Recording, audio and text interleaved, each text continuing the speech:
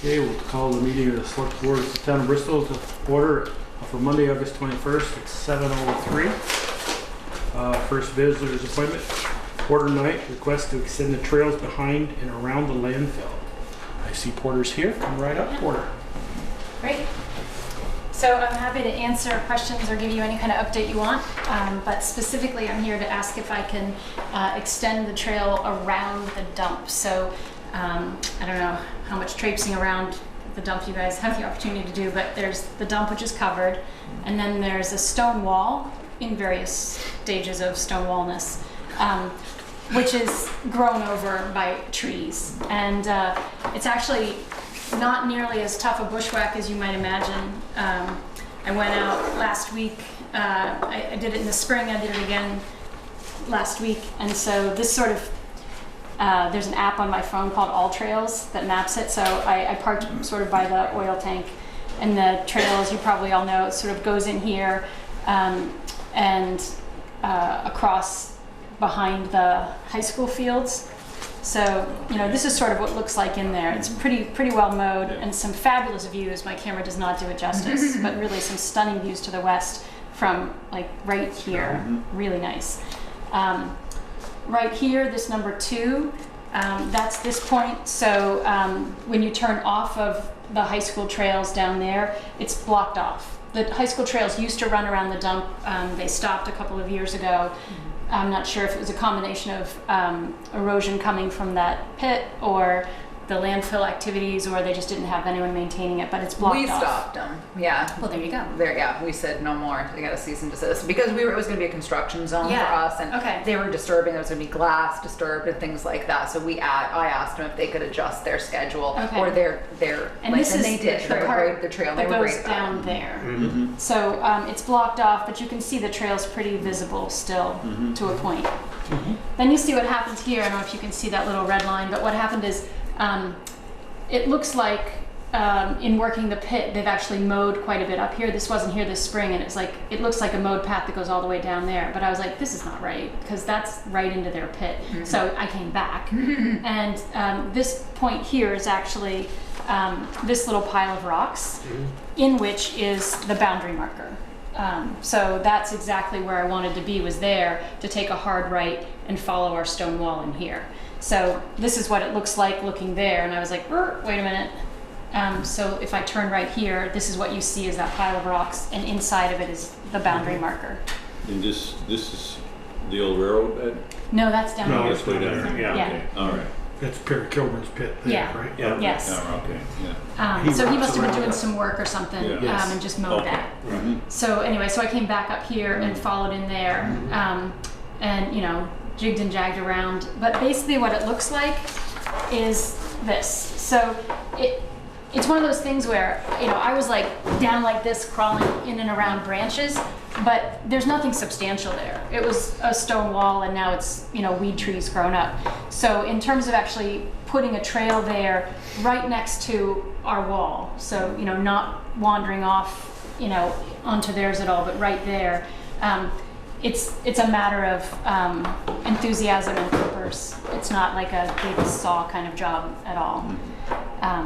And then number 4 here, that's right here, so it's hard to tell perspective in this picture, but basically this is a steepish bank Yes. relative to the rest of this, Mhm. and you look down at the railroad tracks there. So there I went down, and then I was on the railroad tracks, which is still a pretty simple mowed path. That's Terry Thomas's land, and he is perfectly fine with us being there. In fact, I've spoken with him about permissions to do some additional work in the future. But for now, coming back on the railroad track and then just coming right up next to the shed. So that's basically what I'd like permission to clear, is this piece there. This is essentially already clear. So this is all town land down here? Yes. And right here, is that what your plan is, to bring them back up onto Pine Street Yes. into the drive of the no? So it Well, would be we would. past. This is So Okay, where great. you come up is, and it's blocked now there to keep ATVs off the railroad tracks. Would be there. So one of the themes for the trail that we're working on is multiple points of access from the village. So you could walk a bit, pop out, be back in the village. So if you're a street walker, you know, and you like to walk in the village, but you walk Pine Street, you could do this section and be back out on Pine Street, or you could go here and then go all the way around the high school and come out by the football field, or, you know, so there'll be multiple points of access coming in, so that it's not, you know, you don't have to do the whole trail. You can do pieces of it. So my only question is, just because I'm trying to look at it, is to say, is there a concern for you, Porter, of the fact that they're running big trucks and equipment out of here so that pedestrians won't be visible, like in snow and different times? You know, these guys can run anytime, day of night, and generally if it's at night, it's bad weather. So, I mean, I'm assuming people wouldn't be out, but if it's like windy or whatever, I guess, are you concerned at all about the pedestrians being out where the road crew enters next? That's a great question. I hadn't, one of the questions I had for you was about parking. So, like, would we want to make this at any point? And right now, my goal is just to clear that so cross country can run it. But they would probably come back up through there, and I hadn't thought about traffic patterns, you know. And what's that loop? How far is that loop, do you know? The loop you just... how far is it? Yeah, you know. 0.8 miles, 0.6. I'm not reading my thing right. Those are 0.6, so maybe 0.7 miles. I know right now Peter would not be a fan of parking over there, just because on Saturdays we're dealing with R&L, and that brings a lot of traffic in. And since the landfill closed, we've been very happy that he doesn't come in a snowstorm and have people parking in front of the you know, garage, which always gives his teeth on edge. So I know, and that's just a concern of extra traffic. But that was my only thought, is just we could, you know, mark it here and there, and say, you know, if you come in here, go that way, walk out Pine Street, and to get to the trail, park at the high school and access it that way, so that, you know, for our purposes, even though that's what I did, we would mark it that way. You know, that's all my is. I just, for me, is just wondering how you felt about that, about just traffic. Is this going to be used for cross-country skiing as well? Well, the way that we're talking about building the trail is multi-use to the extent that terrain and landowners permit. So I would say this piece, sure, because Mr. Thomas seems comfortable with, you know, people using that for non-motorized purposes. And if you guys felt like that was okay, I think it could be cross-country. The high school trails are cross-country inviting. They're invitational. As are the fields, which actually they maintain their snow better because the trails get a lot of afternoon sun. So unfortunately, the cross-country team doesn't get to ski on them that much because they melt quickly. So you're not asking the town for permission for motorized, you're asking for non. None of our trail will be motorized. Okay.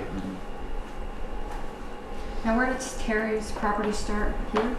Right there. Yeah, actually kind of like this. So Mr. Kilburn's is like that and Terry's goes like that. Is any of the trails, you said known or motorized, and I get that, but any of them going to be wide enough to take like an emergency, you know, four-wheeler down if someone's hurt way down in there? Yeah, this one, no. Most of the trails that we build, we're envisioning building very narrow, at least to start, so that there's minimal impact. So it would be single file foot traveling. The paths behind the high school, they deliberately built, and I actually brought pictures of that because that was a very exciting project. We had over 15 people and 120 of hours in 1 week, and the cross-country coach is just over the moon, and they look beautiful, so I brought those to show off too. Theirs are much wider, and he said he did that on purpose for two reasons. One is that they use those for outdoor classroom activities, and they want it, you know, if you're bringing a whole class into the woods, it doesn't work if you're all single file, but also using them for cross-country meets. They do sometimes have two-way traffic or the opportunity for kids to pass.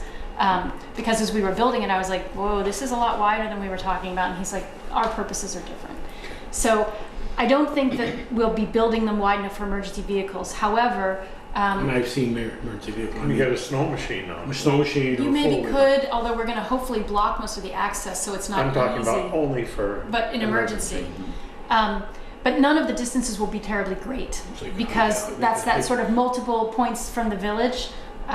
So my only, and I've noticed it since, you know, where I live over there, is the baseball field. People will realize now it's quicker to park at the town barn and walk to the baseball field than it is to park at the third parking lot. I didn't realize people did that. Yeah, there's 5, 6 cars there on Sundays when now with Babe Ruth, it was Yeah. all summer, they'd park up So in that's there. good to know. And Peter could put some signage over Sure. there. Yeah. too. Right. But we do have the gate that they never close, so. Right. So they 'cause, could- you That's know, not the you know greatest. his feelings. Well, I know it's. But he still could put a signage up there that says, you know, no parking Yeah. over here. Go park at the high school. I think And we it's could- wonderful. That'd be my only concern is the parking and just the danger of the large vehicles moving in Okay. front of the barns there. Yeah. But no, it's great. It's long overdue to get a trail like this. Yes. Thank you. Thank you. I know Taking you it walk. up. Right. Yeah, I do. Can I show you just a couple of the high school How about pictures? bicycles? Will bicycles be allowed? The same messages, No mountain bikes. well, Big- what big we've said tire is bike, yeah. where landowner and terrain permit. And again, I think this terrain is not going to be overly wet or dangerously steep. So if you guys said that would be fine for mountain bikes, again, the high school says, bring them on, we're happy to have bikes. So that would be great. We don't imagine much of our trail being like a mountain bike destination because we're not building sort of the banks and the flow that mountain bikers really seek. But we do envision our trail being multi-purpose. Again, if you're out with your family biking and there's a section that your kids can handle and you want to go out and pedal around it and get back on the sidewalk, we want that to be possible unless a landowner says, hate bikes, don't want them. And there will probably be some sections of our trail that are not bike friendly, which again, I can talk a little bit about it. Middlebury's are the same way. You know, Yeah, the I think trail around Middlebury Middlebury. College, they don't want There's some bikes. places you can and there's other places where it says no And bikes. believe me, the bikers create their own little And that's a hills concern. and stuff. That's really a Yeah, concern. my concern is some people out there walking and some guy Yeah, comes bike down paths. through, Right. you know, on a mountain bike, full tilt. That, if the trail is real narrow, it doesn't sound real safe. Yeah. Motion on this. Yeah, and also too, you should, do you all agree that you don't want bikes on it? I think, you know, that's a good point that Ted makes, and I know I've been on the Burlington bike path, and that's wide, and it's wide. still an issue. You can't really bike on it to get any exercise because of the walkers. That's not a bad thing. It's so. I would lobby for signs that say, you know, shared use caution. But I know you guys. I mean, I don't know how good it's going to be for a bike anyway. No, I don't think so. There. I don't know that it's going to be really biker friendly. That doesn't mean they're not gonna use it. No, That's but true. even if you say no bikes, that doesn't Well, mean the you're not reason it gonna may use appeal to them is because the high school does Right. allow bikes, and because I think people might mountain bike this already. The rail trail. I think so. You know, we are not advertising any space where we don't have permission from a landowner, but I've seen people on bikes there, so I don't know what Mr. Colburn's, you know, reaction to that is, but And so maybe that would work is, I mean, obviously if Perry says no, then you're probably a no too, because they connect, but if it's Yeah. shared use, Yeah. use caution, he for agrees this with that. piece, use Right. caution. We can always revisit. if Right, we I have- agree. Yeah. If you have problems. If we have a problem, we can revisit in a year or two, so. Okay, shared use caution.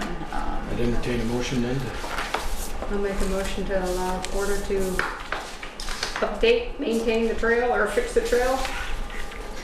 And do you have Whatever you wanna call do you it. have a name? Like, is there something you prefer that to be under instead of So motion to allow Porter? the rec club is voting on Thursday night on our name. So the education team brainstormed a bunch of names and have put forward some. So they're going to approve the name and the mission statement on Thursday. So I'm So we could say motion The- to the allow trail rec initiative. club slash Yes. Porter Night or It's Mike's the rec trail club. initiative. Yeah. Okay, to move forward with what'd you say? With maintaining and updating the trail Thanks. per her map. and should we, just for clarification, put in there on, we're granting only the land that's town owned? By the Right. Right. Yeah. Because we say around the, behind and around the landfill, on Yeah. town land. on Okay. the town land, so is that what you want that to say on town? Yeah, that's fine. Okay. Yeah, I Should don't you get have the that? authority to. We certainly don't. Right. No, but I just wanted to, right, no, but I just wanted to make sure it says. That makes town good land. sense. Okay, is there a second to that? I'll second. Peter, second that? Any more discussion? All those in favor, please say aye. Aye. Opposed? The ayes have it. So there's just some of the finished trails of the high school and the Happy Coach.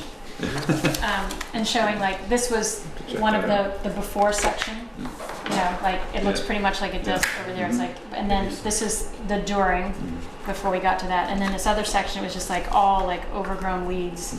And he had a backhoe for this Right. piece. So I envisioned that to come out. But we did this by hand. So.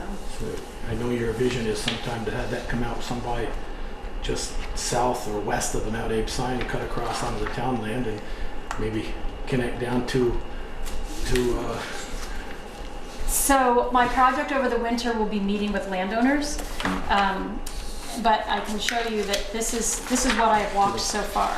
the Coffin So- Factory land. Yeah, exactly. So I have walked from the elementary school up the watershed center's land, and then across here. This is Mountain Terrace. So up the reservoir a little bit, and then down to the Prayer Rock, and from the Prayer Rock to the South Street Bridge there, through the Coffin Factory, all the way around the bend of the river, and then up to the business park.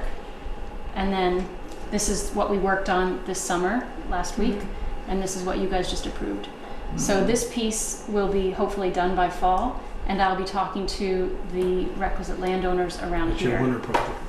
Landowner permission is my winter project, and I mentioned this piece I walked below the creamy stand, and I walked it with the operations manager from the Vermont Youth Conservation Corps, because I'd had some people who've walked it said, oh yeah, you could put a trail there, and other people who walked it said, you're out of your mind, you're gonna never put a trail there. So this guy who has trail building experience, and he books the teams for the Youth Conservation Corps, walked with me, and he said, absolutely, you could put a sustainable trail here, no problem.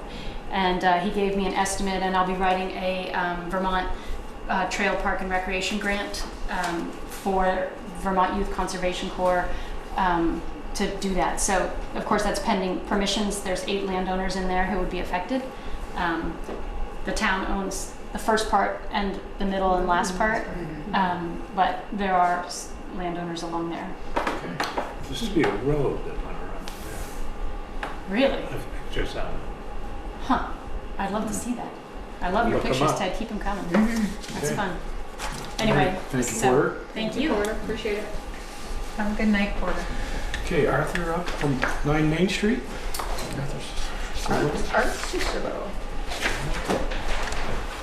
Here for his 2-hour parking issues. Do you know everybody here, Art? No. All right. I'm Joel Bouvier. Joel? Michelle Curley. Peter Coffey. And you know Ted. No, Ted. Oh, good. And then there's a select board member missing right now, so Peter Heffernan. But so Art is here, and so is Lieutenant Nason. And because Art has some concerns about the 2-hour parking, which is obviously part of the parking ordinance, is that we have 2-hour parking on Main Street. And so Art has had some concerns about that. So I'm not sure if you want Lieutenant to join you so that he can participate. He's talked to the road foreman and some other people, so. And or the chief or both, yep. Well, it's Chief is basically still been. the chief? Yeah, I know, but it's been the lieutenant who's been dealing with it, All so. three, or whatever. And Or- certainly. Type in if there's something. Okay, There you go. you have the. So have you ever met Art? This is Lieutenant Nason, Bruce, and this is nice. Okay. All right, why don't we get to what's the issues of it? Or, Well, what initiated this in terms of the 2-hour parking is a couple of weeks ago I lost a couple, husband and wife. They decided to leave, not renew the lease because of the parking situation. They apparently got 7 tickets. Somehow you would think after the first 2 or so that they would have figured something out, but they got 7 tickets and they just were upset by the whole parking thing and they left. And they were very good tenants. they were upstairs or down? Upstairs, yeah. I have the 9 Main Street, which is where Vermont Honey Lights is. I've owned that building since 1984. So the problem, well, we all know, I think, that there's a parking problem in Bristol. There's just not enough parking spaces. And there's a lot of different interest in reference to what spaces there are. The shop owners, of course, want potential customers to be able to park and come into their store. So do the restaurants. Landlords like myself that have tenants that don't have assigned places want tenants to be able to park during the year without too much of a hassle. So it gets to the point where people with a car frequently don't want to rent on Main Street because of A, the winter parking, and now the fact that the 2-hour is being enforced. Now with the winter parking, we initiated, actually I was part of this when it started, Barbara, James, and myself, and a few other people, to get what we currently have, parking on the north side of the park, where the tenants buy a permit, as you know, for $25 for the season, and it allows them to park there. One of the problems with the current winter parking is when we initiated it, they had to remove their cars by 8 a.m. in the morning so that it could be plowed back there. Now it's gone down to 6:30, which is somewhat of an inconvenience. People that don't have to be at work till 9 now have to get up and set an alarm, let's say at 6, to get out, move the car. So another thing I would like to see changed is if that could be a little later. 8 would be ideal, but anything in that direction I think would help. It just seems to me that making it difficult for people to live comfortably on Main Street is not good for the whole economy of the town. People that live on Main Street spend money. You know, they're here, so they shop here, they do a variety of things. One of the things I thought of is perhaps there could be another type of parking permit where people would pay a fee each year, and if there were maybe some more spaces that don't have the 2-hour limit. Because now that the 2-hour limit is being enforced, as you know, it was never enforced. That was the understanding. But now that it's enforced, it's put more pressure on the spaces that don't have the 2-hour limit. So they're harder to find now because of the fact that people are worried about getting tickets. And also shoppers worry. I mean, some shoppers, they come into town, they want to get something to eat, also shop, and that frequently is going to take more than 2 hours. So they've got to get out there and move their car or get a ticket. And I mean, that's not going to help the economy if people are worried about getting tickets. So I'm just hoping that some more thought could put into this and some type of accommodations made to make it a little easier for people that live on Main Street to be comfortable. Are you aware that there is parking from 5 a.m. till 10 p.m. on the front side of the park from Catholic Church to the light? Right. They can park there. And supposedly there's some here on South Street, but that sign is still up. I know, we haven't got the sign down, but it is being, but they're not being ticketed right there. And there's no parking behind the building? You've got no parking? No. The funeral parlor, as a matter of fact, I usually park back there because I know what the situation is about limited parking on Main Street. So when I come to do work, I usually park in the funeral parlor. And 2 days ago when I came out to get my van, I had a sticker on the windshield saying, you're not supposed to park here, you know, it's private, which I know. And if your car is seen again, it's going to be towed at your expense. So you should know, I did talk to Lieutenant, and I talked to the road foreman about your concern about winter parking, about how early it is back there, the 6:30 a.m. And he was open to pushing that time frame back a little bit, but maybe you could speak to that, Bruce, because I ended up just putting Bruce and I also told them about your idea of parking, you know, during the day as far as parking pass, but Bruce has talked to people and can maybe fill us in a little bit and on how the 2-hour parking is being enforced currently. He's comfortable going to 7:30, but not much more than that. Uh-huh. Because they've got to have Well, enough time that would- to get, you know. That would be great. So I do know- he would consider that. Just interrupt for a minute, Bruce. Why it was moved and had to be done by 8, because the former dentist's office, I don't know the hours of the one now, but the former one used to open up at 8. So they had to have it cleaned and done by 8. So that's why it was moved to 6:30. Well, not only Yeah. that, you got the bus that comes in there and they're there at 6 something. Yeah, and there was also too, the Yeah, gym bus just opens comes at and 5, goes, and so- so there was several issues, but Peter was, so that's great, so Peter was willing to stretch that now. He's open to some changes. Yeah, I know I addressed the selectmen many years ago about the winter parking and about making it later. And, you know, they talked about the dentist. And the point I made in reference to that is the people that have to park there on the days that it's going to be plowed, they're affected every snowstorm. Whereas the customers for the dentist, it's not likely that you're going to get a customer that is the same customer is going to be inconvenient. If we have 10 snowstorms, that the same customer is going to be inconvenienced 10 times during the year, whereas the tenants are inconvenienced 10 times a year. So it just always seems that the tenants that live on Main Street are kind of get the last consideration.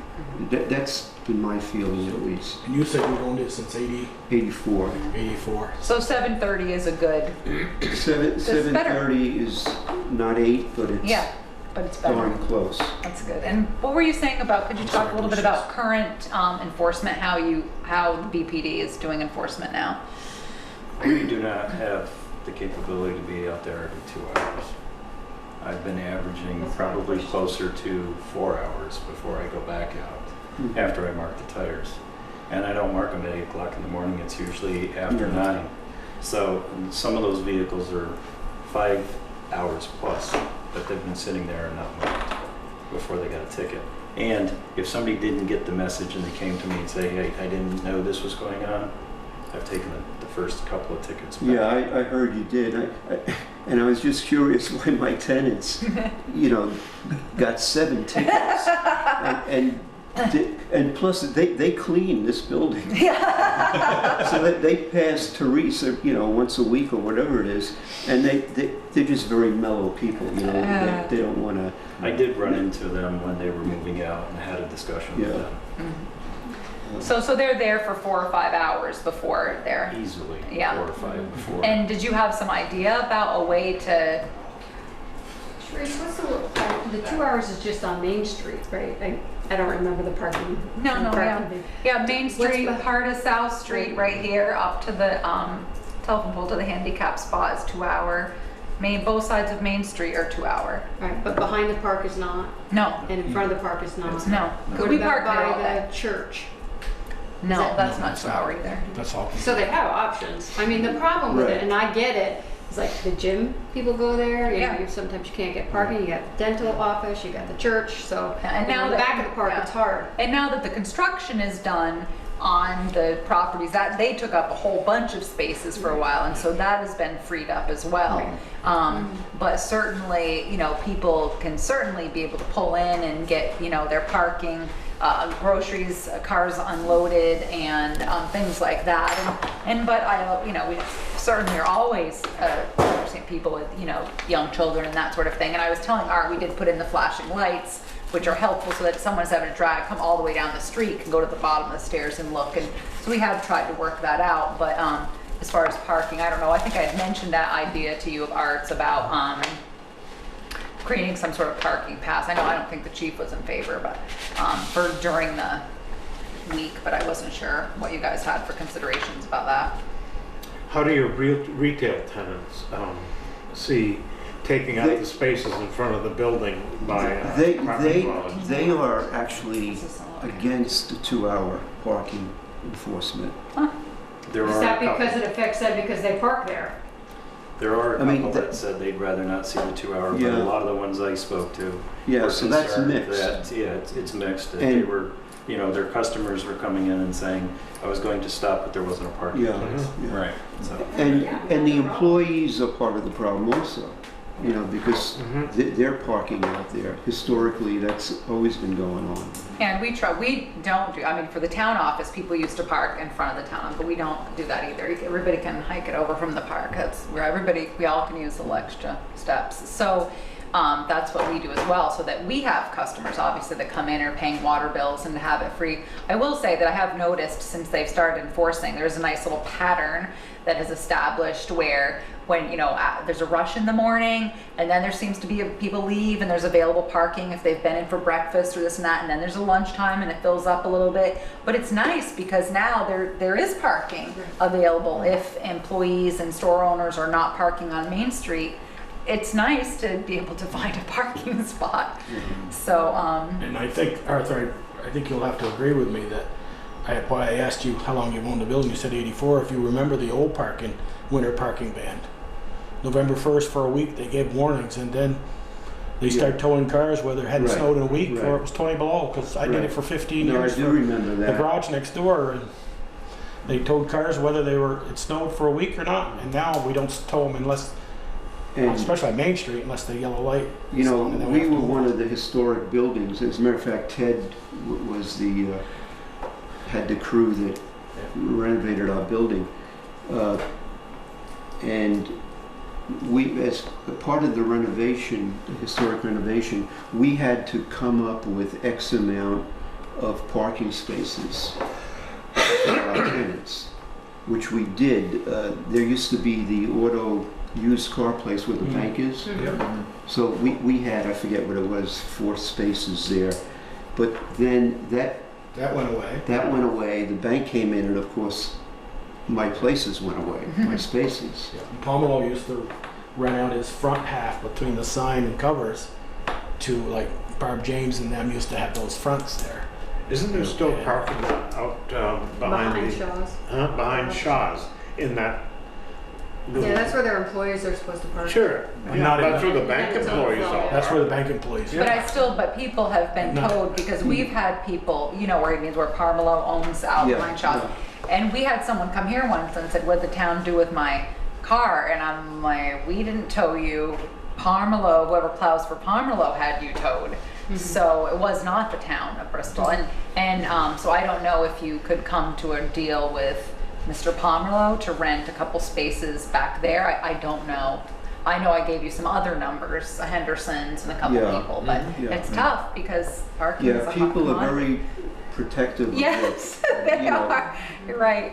the funeral parlor, I mean, basically that parking lot sits empty, on an average, I don't know, 20 hours a day, let's Yeah. say. It's rare that it's, gets used. Yeah. Have you talked to him about Over possibly the doing a permit years, thing? yeah, with over the him years privately? I've spoken to the previous owner Yeah. and the current owner Yeah. about, purchasing a couple of spaces. Yeah, Because my building goes right up to it. right. And like where I was parked the other day and they put that sticker on, I mean, in my mind, I was on my property. my van was touching my building, The only other one I could think of would be at the far end of the block, which is Ivan and Peg Hendy, who have parking behind their building. Of course, they have several tenants, but whether they have parking they'd be interested to rent, I don't know. Yeah. That's the only other person I can think of. But Is that down by certainly, Hatch 31? yeah, Hatch 31, all the way down. But certainly, so it sounds like that parking, people could be sitting there for 4 or 5 hours before they're getting a ticket. Yeah, or well, I warning. mean, I'm glad to hear that, that it's not every 2 hours somebody's, Yeah. because it seems to me we don't want you spending your time shopping. we can get somebody for $10 an hour. to do that. That's right. Are we paying them that much? Yeah.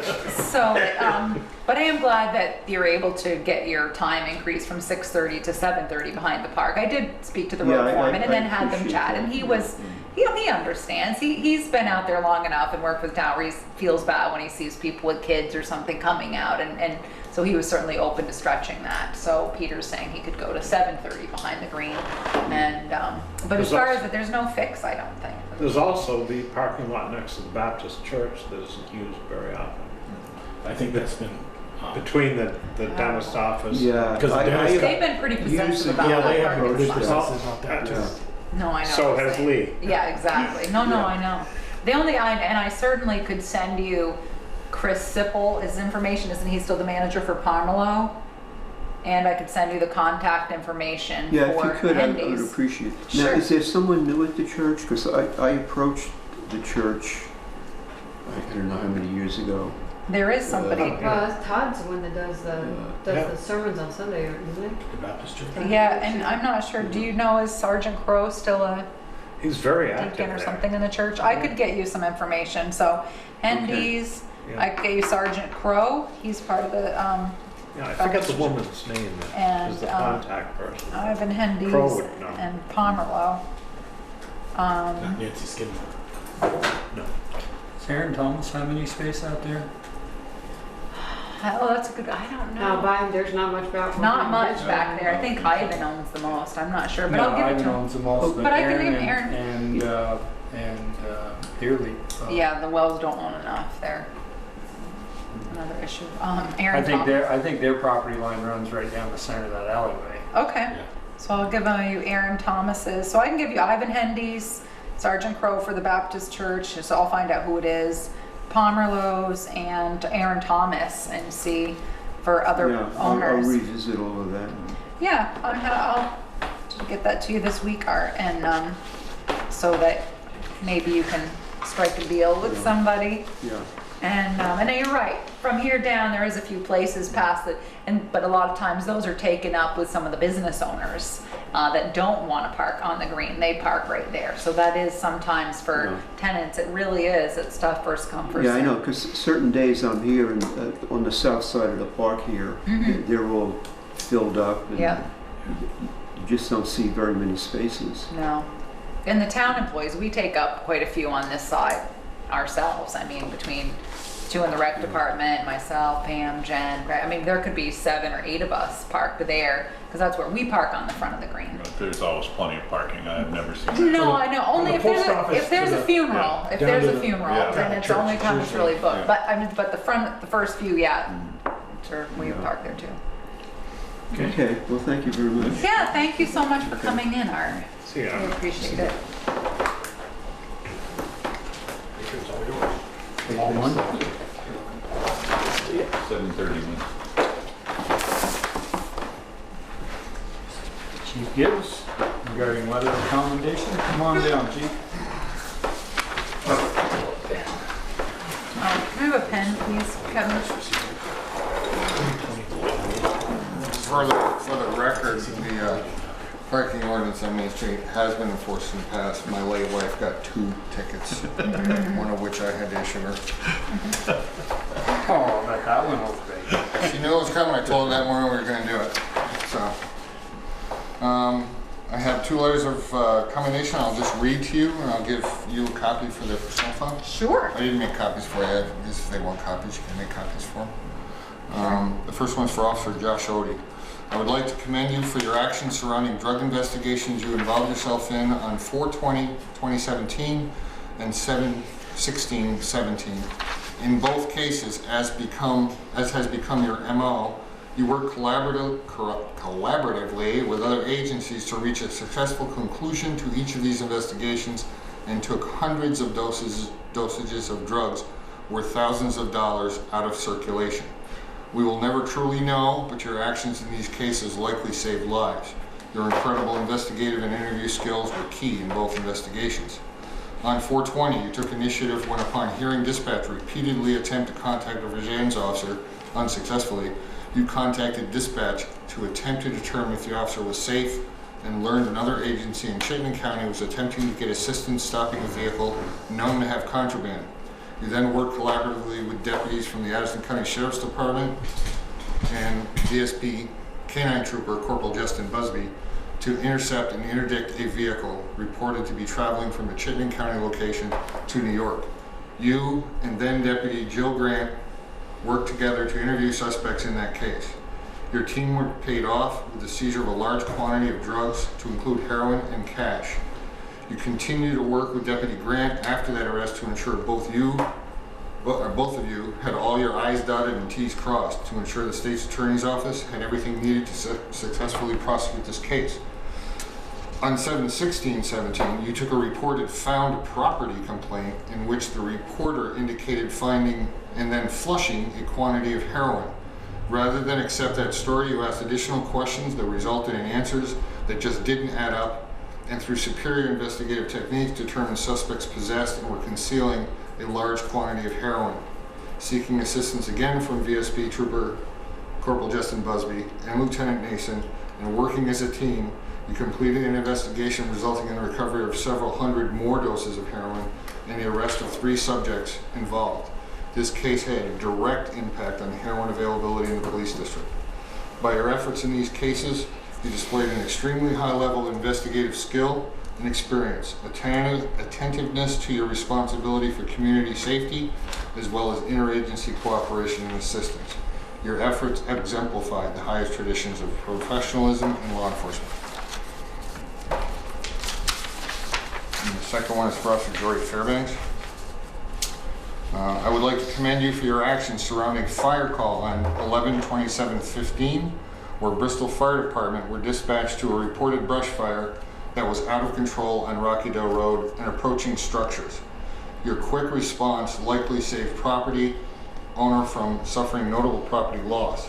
Also, this past spring, you took it upon yourself to take steps to address a chronic problem we had been dealing with involving a woman placing herself and neighbors in a district apartment building at risk, working with the family and the building landlord to move the resident from the home to a safer place for herself and the neighbors. In my review of the incident involving the fire and speaking with the fire chief, I learned you noticed the call out of concern for public safety. Upon hearing the situation was out of control and BFT had not yet started to roll to the scene, you took it upon yourself to respond. Upon arrival, you quickly determined the fire was rapidly approaching a shed containing gas cans and a propane tank close to the residence. You took immediate action to suppress the fire using the fire extinguisher in the cruiser, and although you determined the extinguisher would not be enough to put the fire out, you continued to fight the fire away from the structures until arrival of Bristol Fire.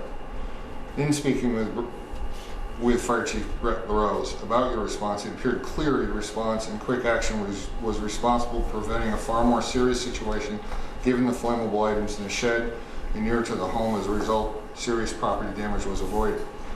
In the case of the resident in need, you took time from patrol to calm the resident who, as a result of medical issues, felt she was being stolen from and her apartment illegally entered. All prior reports were found to be false, and the resident was continuing to call, tying up police resources on these calls and even involving Bristol Fire and Bristol Rescue. Not only did you take the time to calm the resident repeatedly, taking time to patiently explain to her and help her understand her situation, but you identified and addressed the safety concern related to her condition that placed her and residents at risk. On duty and on your own time, you reached out to and worked with the property owner and family to move the resident from the apartment to a safer place for her and her neighbors. By your efforts in these cases, you displayed a high level of attentiveness to your responsibility for public safety, for interagency cooperation and assistance. Your efforts exemplify the highest traditions of professionalism in law enforcement. And they have copies? Yes, those are for their file. Thank you. Very nice. That's really all I have. If you have any questions, anything you'd like to throw at me? If not, I would just like to say it's been Not over on camera, we're not. it's been an honor to serve the Bristol Police Department. I just want to say, Kevin, I went to, Peter and I probably went to more calls there at this residence that Jory's talking about, and yeah, it was nice to know that the lady's got some help. Yeah. Got some professional help and got moved out. Yeah, we kind of just Sometimes 2 to 3 times a day. I think there were times we just weren't responding because we knew it was a phone call. She would go to them all. She'd spend time with her trying to calm her down and explain to her that she was really imagining these things. I don't think she really understood that. So your last select board meeting, how's it feel? Hallelujah, huh? You know, kind of mixed feelings. Yeah. You can come back. They're open to the public.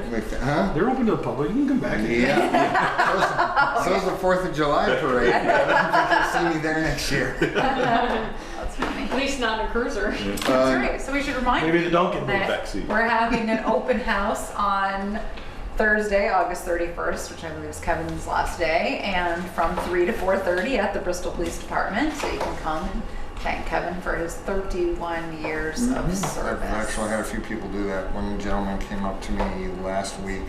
I had just finished meeting with the Addison County Sheriff, and he just walked up to the door. I invited him in. He said, "No, I just wanted to thank you for your service." Shook my hand and walked to his car. That was nice. Yeah. Nice. The first day it became public, some gentleman came up and said, "I used to get in a lot of trouble back in the 80s, and while I never had any encounters with me, he had a family member who did, and gave me a bottle of syrup thanking me for my service." That's So, nice. it's been kind of nice. Trying to sweeten you up. You a bigger jar, probably. Well, I think that's great. Thank you. Anything else? Thank you, Kevin. Thank you. All right. Thank you. Enjoy your retirement. Yeah. We'll see. See how long he stays retired. Bristol Fire, So he won't be here. I ended up telling that he had a commitment. I said, you don't need to send anyone. The select board can just, Right. sure they're gonna bless Make a that. motion, we accept grant Extension on. extension of firefighter Olette's to February 1st, 2018. I'd only make a correction. Be of the officers. That has a certain connotation. He's not an officer. No, it meant, what was happening was, was Brett couldn't come and he was gonna send another BFD officer, so I okay, didn't that's have a what that name means. to put there. Oh, okay. All right. And that's all. Now I understand. Oh, yeah. Okay. Clear as mud, isn't it? Did you second it? Go ahead. Okay, I second. I thought you seconded it, but I second. any further discussion? I don't see any reason for him to waste his time to come here in something simple like this No. anyway. Well, that's what I told him. I said, he just wants to make sure everybody's represented, I guess, in case they had questions. But he had a work commitment. I said, you don't need to send anyone. It's okay. And he's like, all right, he just wants to make sure. But I said the same thing. Yeah. So, Any further discussion? Hearing none, all those in favor signify by saying aye. Aye. Opposed, nay. Motion carried. Other business, public forum, opportunity for citizens who are not on the agenda to briefly share comments and concerns with the board. I thought I was on the agenda. You are. You are. And you wait till you see the horrible map I drew. Thank God you're here. Yeah, did it perfectly. Well, that's good. I wasn't really sure. Here it is. Yeah, let's try to nip this thing in the bud. You know Sean. So I had a call today from Brian McCormick, and so Sean is here. Brian had stated that on Wednesday last week, the dogs barked until 3 a.m. On Thursday, they barked till 1 or 2 a.m. On Saturday and Sunday, he said that they barked all day long, 3 or 4 of them, but at least one at a time. And he said that he felt that the sonar was being shut off and wanted to know if we could go back to shock collars. And I did call Todd, who called Sean and Mike, and they do not shut off the sonar. It is on all the time. They have gone through hundreds and hundreds of batteries. And they also said that during the night, the dogs do have collars on them, but as the select board had said, it seemed a little inhumane to have bark collars on all day long, so they don't have bark collars on during the day. And Todd said they were not barking Wednesday and Thursday night, and he said that they had left in this right 4 a.m. on Saturday and Sunday to go bear hunting, and were not back until afternoon. And I have pictures. Supposedly the dogs were barking at this time.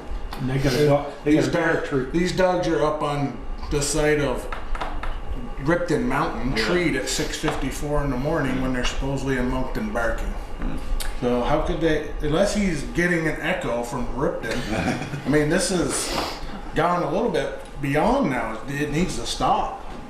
It's just getting carried away. Every single time I go by that property, there are no dogs barking. No, we bought the best bark collars you can get.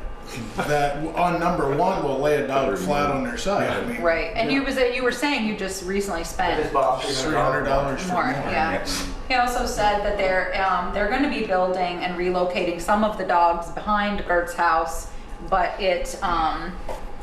they, you know, they're going to be building some more dog houses. But Todd is very upset, and he said, I don't sleep, Trees. I am like up all night, like just sitting there waiting to hear if my dogs are barking so I can deal with it. And he, you know, he said he's just very upset. He also spoke, and both Mike and Sean said that it's true that they spoke to Dave and Stan Livingston because they have seen bear and bear tracks, and Dave and Stan do not want them running them off. They don't want the deer disturbed, and Stan likes seeing the bear. So while those dogs are trained, if there's bear out in that field, they're gonna bark. And Dan and they did ask permission to try to run them off, and they won't give it to them. So we've already chased them off all the way around, other than the cornfields that they obviously own, and we can shoot the bear there come bear season, but you can't shoot bear in standing corn because you can't see them. Yeah. right. Okay, so, and if the wind blows down the hill, these dogs probably better bark at the bear, or they wouldn't be there to start with. Yeah. Okay. So, and I did talk to Todd, and you know, basically, and the conversation I had, with Brian was, you know, obviously he's very upset because, you know, you're coming around to the town and you're doing a reassessment, and yet the dogs are barking, and yet you want me to pay my taxes. And I feel like at this point, we've done everything we can do. And I have to say that Todd and Sean and Mike have been nothing but gracious. They have built a berm, they built a fence, they've bought bark collars, they've done sonar. None of the other neighbors are complaining. Joel, you spoke to neighbors, I've spoke to neighbors. I've been up And at this point, half a I dozen times at just minimum. think that if he has On a any motorcycle, recourse, it's truck. a civil action. I just think we need to put this to bed. I agree. I mean, the worst, the next step for us is we could have a hearing, take facts, get witnesses in, and make a determination, but eventually it's up to Brian for, you know, to make it civil. I mean, Because we can only follow what our policy is. I mean, they're not vicious, you can't say put them down. No, they're not. Not unless you want to do They're it. not being, Put 'em down. and they're not being No, they're being treated treated. No, disrespectful they're being or, treated you know, fine, they're and not you know out. they can become Feeding them, they're nuisance well dogs. But if fed- it's only fed. one person's opinion that it's nuisance dogs, when the Adam, what's his folks? The Graces. They're not complaining. No, none of the neighbors. We've knocked on the door. There's a young lady who bought the Marcel's house, one of the daughters. She's tickled. She said, "I like to know if there's something around," but she said, "Your dogs don't bother me." We have. She knows when it's feeding time because the dogs will bark when he pulls in because they're all excited they're going to get fed. Yeah. Sure, Or, I do too. like she said, if they really start barking and she's outside with the kids, she has a daycare. She says if she hears them bark and bark really aggressive, she knows to take the kids and bring them in the house because they're smelling a bear, obviously, either in the woods right next to her house or in the field next to her house. So she brings the kids inside. The Slicers are even closer than the McCormicks. They said those dogs don't Larry bother Coleman. me at all, Larry Coleman. And so at this point, I think there's at least a half a dozen houses closer than Yeah, and we have one guy that complains, and obviously he's complaining about dogs that aren't even in the vicinity. They're not even in the same town so is at it the time that they're supposedly barking. there are other dogs. There's some German short hairs a couple houses down. The next house beyond Bill Baker's. Yep. He has 2 or 3 German short hairs there, which they bark once in a while, but I don't think they're still not barking like The Slicer But has those a could be dog. barking in the middle of the night. Yeah, and he could be thinking it's those, but Right. these dogs you would know if they were barking. Well, right, they're hound dogs. At the middle of the night, you would hear them down here in town. I mean, we hear this black and tan for a mile through the woods, echoing through the mountain. Obviously, if he barked, you would know it. Everybody on that road would know it. Yeah. So. Yeah, I visited with Todd the other day, and he said something came around about 6 o'clock in the morning, probably last Wednesday, he said, and the dogs went off. Yeah. And he couldn't shut them off. And he said they were looking right towards the If corner. you go up there right now on the road, just above Marcel's old house, to the top of the hill where the speed limit is by Livingston's, there's 6 different bear tracks on the road right now. They're just crossing right back and forth to the current pieces. So other than leave the bark colors on 24/7, You can't. you can't. You can't. It's No. inhumane. And he goes over and he takes them off later in the morning, so they're still not barking early morning because they have them on. He takes them off later in the morning, and then he puts them back on when he feeds them at night. And the sonar is running as At I've 24/7. gone through, like I said, over 100 batteries. But that So, I also mean, goes off from the noise of the traffic going back and forth. That's also setting it off, so it's Still telling zapping the dogs that dogs, they can't be barking even if they're not barking. Yeah. I mean, so that's hurting their ears just from the traffic going by. But we got it inside of the fence now, so it may not Okay. be going off quite so much. Yeah. But I imagine it's still going off because you blow, Yeah. you talk near it and the thing's going off. So, yeah, I just don't, I don't know what more we could ask you to do. I really don't. How And many dogs are there now? there's 10 plus a puppy, I asked. Yeah.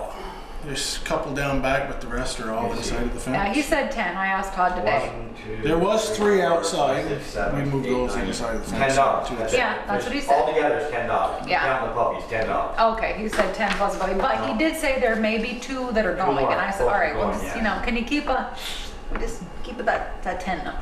And so he was pretty funny about it. And so he, you know, and like I said, he's beside himself. There ain't no reason that he should have to sleep in his chair in front of his window just because he's afraid the dogs might make one bark. So Yeah. Brian's gonna call the town the next morning complaining. Yeah. He can't even sleep in his own bed because he's so worried about the dogs barking one bark. Yeah, it's unfortunate, and he is doing, you know, And like I said, this all started years ago before anything. It wasn't even brought up about dogs back then. This is Yeah. just a thing to feed off of. And there was a pig roast last Saturday, There was. but it doesn't sound like it went on at all hours, and the dogs were I probably. don't believe there were up. very many people even to it. Yeah. So I guess it would be nice for the select board to write a letter in response to Brian's complaint, so he know that you heard it, that you talked about it, but perhaps you would like to restate the fact that going forward, they need to inmates to make his case with an attorney for a civil matter. Is that what? And the letter can just state that we discussed it, your complaint, and the board feels there's no They've done action. everything. There's We've done not, there's everything. no No recourse. recourse to have broken any ordinances.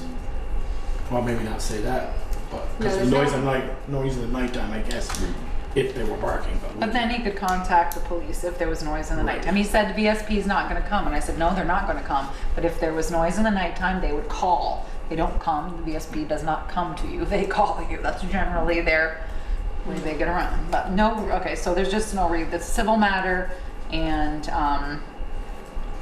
you know, they've done everything we've asked. Not what you're, something like that.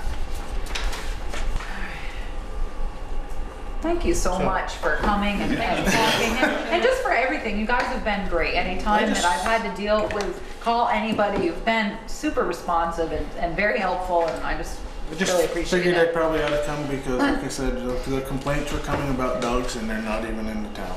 Yeah. They're on the side of a mountain, Yeah. miles away. Well, I appreciate that. Perfect. Thank you. Thank you. Thanks, Mike. Yeah, thank you guys. You gotta wait one more, Mike, to the third item. Last one. No, not the last one. You're far from it. You can wait the last if you want. but we don't. But you know what? We can skip. Just a minute. Yeah, we can. Mike, you're right here because number 2, Ted and I did not hear back from 2 electricians, so we're gonna move that to another. So we're skipping number 2? Okay, here's my terrible notes. If that's all right with the rest of the board. Yep. Yeah. So we're done 2? Yep. Okay, that was discussion and motion to award electrical work on the town green. Now we're on to discussion as water commissioners to allow Mike to do to change his connection. So I did a little drawing when you were here, but I'm not sure I got this quite right, so. It's I was like, pretty close. I'm going with it. So that came up between, off from North Street before the houses were built in the 40s then, didn't it? Yeah. Yeah, that's what he And said. I've got I an wrote that. easement right across Peter's mother's place, and Peter just went over and scraped around, and you remember last year or whatever, Peter knew that, I think that it was an easement, and it was like, God, I talked to him today, and I said, I wish I'd have known, because I said, I'd have just chipped in when you were digging everything, and we'd put the line across right then and there, but I hate having to go across Peter's and dig that all back up, because you just went and fixed it. So here, I had a question for you. Did I label this right? I looked in the computer and the trailer has a meter, but I don't see that the barn has a water meter. It doesn't. Okay, good, all right, because that's what I had this, at first I had to note that the barn had a meter, but when I went in the computer system, it didn't. Comes from North Street. Okay, so basically, what you want to do is you want to take off this 1-inch copper service that you installed, you curb stopped it. You want to go from the curb stop all around, and you want to connect the trailer and the barn off the 1-inch. Is that right? Well, it's And I made- primarily, the reason that that's there anyways is there's gonna be a house Oh. here. Mm-hmm. So it would feed that and then bring it around here to feed the trailer, which I talked to Kevin LaRose today and said, is there gonna be any concerns with the septics or anything, and it's not. So you can go all the way around the outside edge and in. And other than that, you know, I could go right from, you know, the curb stop down here by Devonall Lane and go up on the outside close to the road, which might be even easier for me than going all the way around and just going up like on the right of way, not having to go in close to Peter's house and tearing all that up that just got fixed. And then just going up closer to the edge of the road outside the trees. So do you want to connect the barn at all, or are you just basically extending the line from, so that it connects this house and the trailer, and the barn just won't have water? I'll probably, because the barn and the trailer are one unit as it stands, I'll probably just take and put a, what do they call it? Cross-street hydrant outside the barn, because I use it for mixing cement and Yeah. Doesn't the barn Wash have water? Okay. There's a got, bathroom in there. there's, From the barn, 1940s here. Yeah. it's got the water from, it gets fed from the barn to the trailer. Okay. Oh, That's the way it goes, and that pipe probably has a hole in it about the Yeah. size of a piece of fettuccine, because it's got almost no water pressure. So his concern was, would you allow him to have 2 connections off from a 1-inch copper service line? And I didn't see a big yank on that, but I wasn't really sure what, The only, what the concern would be. unless the you- only concern is that we have to be able to shut one off without shutting the other off. That's true. If this guy, you sell this, and this gentleman pays his water bill, but this gentleman doesn't pay his water Or you'd bill. have to put 2 curb stops in, Right. Right. right there, so you just have to add another curb Is- stop. Michael, is there a reason why you, instead of coming all the way this way, you just don't put a curb stop right there? Because he doesn't, because the water line's on the opposite side of Yeah. the road, and he doesn't want to dig up You metal already lane dug again. it already? Okay. We dug the road up one time Okay. already, and that's why I threw in that line, was because it was so expensive to tear the whole road up. Now you'd have to Okay. tear the whole road up again. It was like, So you're gonna just put another curb stop there? So he You has have a 2 pipe. building lots? Do you have 2 building lots or 3? Where does You've this? got this Oh, Phil's full- house. Phil's This Phil's is house, Yeah, there's a I lot, think it goes lot up here, and barns a goes to the lot, trailer, and the but you'll have to trailer's ask a him. lot. I'll just beat They're right all off still his This connected. one, sketch that 2, he and did then for this me. one here. There's 4 total. Right. Never This sketched. this I one, don't that like which is to yours, sketch then you have this one, this one, this one. I was going off of Where's his this water drawing, line but- coming from? It's gonna come off here? This, the I one just felt that, like Bill, The would one that's say in I'm the not an corner. engineer, Yeah. so I was Let's see. drawing it the other day going, oh my god. sits Behind Phil's, right? There's one right in front of behind Phil's. Now that's the one that's there now. We had to put in for Phil. So this one here? Yeah, it's right there by the Where corner. does this line go? The one that goes across Peters? Go Where to here? it goes to the barn, Goes to the Okay. barn. So it, Goes to the barn and then back to the trailer. back to Yeah. the trailer. yeah. Where the trailer was. Okay, there used to well, be a Because bunch they of- never Yeah, were right here. never able Milk to house figure was out there. where anything was. Right. Yeah, when we farmed it there, they went to the barn, they went into the milk house. So you're And going then to it's abandon milk that? house. Huh? You're going to abandon that old line that goes across Peters? To North Street. Yeah. You just. Because that's the one. So I'm looking for options right now. Either I'm going back across Peters or around the edge of Peters, or Is there a taking curb it stop at around. the end?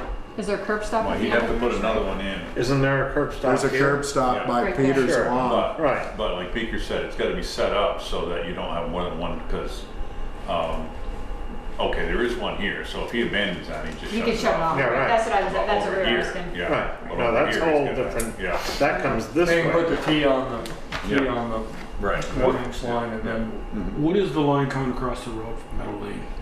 1 inch, I brought a 1, and then Phil brought a 3/4 across to his place. Oh, so Phil's got his own tap. Yeah, he's So got it his didn't own. bring out two That's his over here curb with stop. Check like my 4 email stops. number. No, Phil's got his own line, and then brought a 1 inch line over with 1 curb stop right now, Yeah.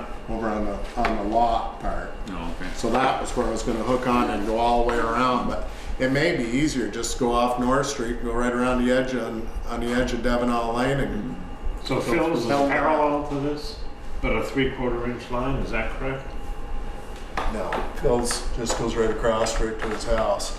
And He's got a curb stop right there. That's curb stop right Yeah, I see the curb stop, but where's it fed from? Right The other across. side. Right across the street. Okay, all right. So there's a the, dog right Okay, I across got the it. front of the driveway. I wouldn't be opposed to coming up that right away, but the roots on those trees are Huge. huge. They went all the way, that stump The I house? pulled roots all the way to the house that were that big. Also, that comes up between the edge of the driveway. Is and it on the other Devonall side of the Lane house or is it on And the? Peter's. Oh, it's in The between south the side of house Peter's, and yeah. a big tree. Yeah.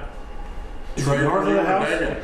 That's why when you were digging in there, I was thinking that water line, most of it's only down about 4 feet. Yeah, And you were I was down sweeping 3 it. feet and. So I was thinking it was gonna freeze up Oh, after yeah. after you opened it up like that. I told Peter, I said, boy, I hope it doesn't freeze that line up now that it's uncovered. But it didn't freeze last winter. Well, it wasn't much of a winter. No. And then, is there ever any discussion of actually ever putting a connection between North Street and Meadow Lane? We had that discussion. We don't have the money right now to do it, is the issue. They're hoping about 2 years that they have the money to. They got money to do everything else. Well, luckily it's stubbed up into the base of Devonall Lane. So it would just be that piece there because what's happening is, the, Lathrop house, Pond. Lathrop, unlike the house on the road, the Lathrop properties, there's 2 pieces that they subdivided and they want access to water. Well, of course, the select board granted them access to go upside the road to connect to the upper Devonall Lane to Meadow, but they want to connect it so that it's a Loop. Can I ask a question then for the bigger picture? Do we know when the Lathrops may do that? The last time I spoke to them, one of the children may be buying the property, but he was gonna own the land for a couple of years before he could move forward to build. So for them, it wasn't an issue. Why I asked that question is Mike said that he brought a 1 inch across Meadow Lane to feed, eventually gonna feed the trailer, gonna feed a lot here, I guess. Yeah, yeah. And a little bit of water at the barn, not worried about that, and then possibly a lot over here, right? Behind Phil's? No. No, there's no lot there? No. Well, why I asked was 1 inch gonna feed these two? If they're gonna have to cut up across the Meadow Lane, would be better off to have a 3 inch stub across Meadow Lane, so it can feed across Devonall Lane to the Lathrop 2 They properties won't and be, 2 they there. won't be cutting road, they'll be digging on the other side of Devonall Lane, up through to where it turns, right by Jerry's No, house. you have to- Right in by the here. What fire- size of pipe fire did you plug. put in when you crossed? What size? You put one in. You put in I one. put in And my one. question is that gonna be suffice for, possibly, what, at least 2 or maybe 3 residents? It'll be good enough for 2. It will be good enough for 2 Peter? Okay. I just didn't want to short-chain and just say, we did this, now we don't have any water pressure. And I may not do anything for, it may let it go for a year or 2, and I just want to know now if I can, because if I can, this Phil's mother wants to buy that lot, and she doesn't want to build on it for at least a year or 2 years. This lot here. That lot in the corner. Yeah. So if she buys that, I just want to put it in writing that I can tap onto it. But it ain't gonna do any good to put it in writing if I can't tap onto it. So I just want to have it written that I could. But if it comes across and maybe Meadow Lane actually It'd be a gets lot shorter distance, connect- yeah. then it could just pull off and just do regular connections. So I just want, Yeah. I just want it as an option. If it comes up from here, through here, you could feed the trailer right from there and then this Yeah. lot from there. Yeah. Yeah. Well, this Yeah, one, He's this already got one's this, already he's already got got, it's the already We'd one. stub those got. out when we Yeah. came up through. I mean, Yeah. that would be part of the project if we did it. Mhm. We'd go to the curb stop. Just because I noticed that the new water lines going into the houses are plastic. So Well- how does that work if you got something froze? Your SOL. But The- don't you usually require everybody We to put require copper in? we require copper. Our But you don't ordinance- when we get a our- $1 million I'll project. give you the whole skinny. We didn't have a choice because we use USDA money and we couldn't specify what they use for material. Huh? That's why they're using the Blue Butte and the plastic services. Well, luckily it doesn't ever freeze up around here anyways. And it's going to. We never thought of And that. that's what it seems like the future of it is. It's a lot cheaper and seemingly. It's a little more flexible. Yeah. Better put it a Dig little it good deeper. and deep. Yeah. Put it a little deeper. Pay the extra and buy Yeah. some blue board, Ted, maybe put over it. So I don't know what you guys Oh, want to so- do. Or a conductor beside it. So rather than waste any more of your time, let's do a yay and a nay. Mike's like, I have Probably places doing to a water go. line. Is that a motion? I'll make a motion that we allow Mike to hook on the water line. Provided there is Hook a onto his 1 inch. His It's 1 1 inch. inch. And it, Yeah. But he's gotta have separate curb stop. separate curb Separate- stop. separate every curb other stop. house. another curb stop by that one to shut it Yeah. off. Yeah. So one for Yeah, each. yeah, I would wanted that anyways. Yeah, well, good. Second. Okay. Any further discussion? Just that curb stop is gonna not be in line, it's gotta be a little stub off that, right? Yeah. Yeah, there'll actually be 2 more curb stops. There'll be one to the lot once Yeah. that house is sold, and then there'll be the one to the trailer. Yeah. So there'll be 3. There's already one on the One 1 there. inch line. 2 T's and the other one. Yeah. So you can shut off either. Okay. And it'll be in writing. It'll be in the minutes. So you're all set. We'll make sure I have it correct. That's right. Mike will want it. I'll make sure it's all copper in case it freezes. I'll be able to get it thawed. There you go. There you go. Allow Mike to hook onto the water line with 1 inch. To hook Hook onto onto the his- 1 His inch. existing 1 His inch own- curb stop. His own 1 inch. To supply 2 lots. Unless there's some NADA money or whatever it is. Yeah, right. Help me out, then I'll put in I can plastic. go and a curb stop for each building until 3. Oh, there isn't I'll a word it building yet. differently, but Yeah. Lot. Each I lot. understand it. Yeah. Each lot, not building, lot. Yep. Building and/or lot. Any further discussion?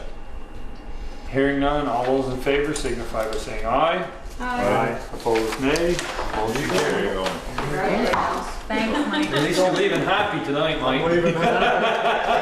Last time you weren't so happy when you left. Take care. Thank you. All right, see you guys Take later. care. See you, Mike. Hey, Therese, that's Porter's. Okay. Oh, I get some in the jar, I thought, but all right, I'll make sure.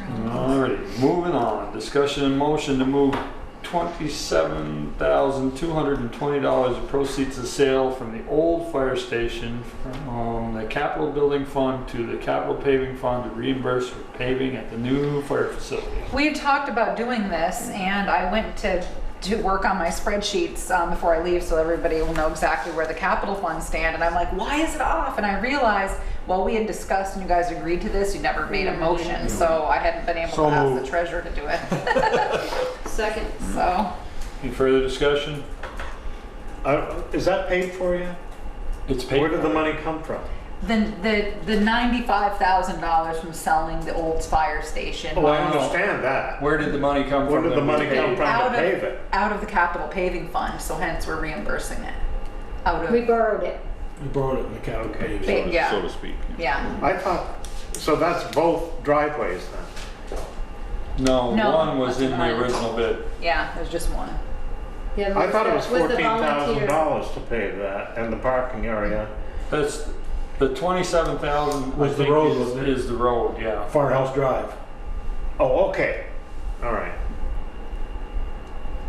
Is that correct, Therese? I have to go back and look. It is, because Yeah, it I was think so. different. Yeah, because The access road volunteer to the side was parking 14 area or that was gonna something. be dirt and chlorided. was about 14. Until, yes, it was 14,000. And that money came from, I don't know where that money. Peter took that out of his capital paving budget. Okay, but the 27,000 is not That. concerned Right. with that 14,000. Right. That's correct.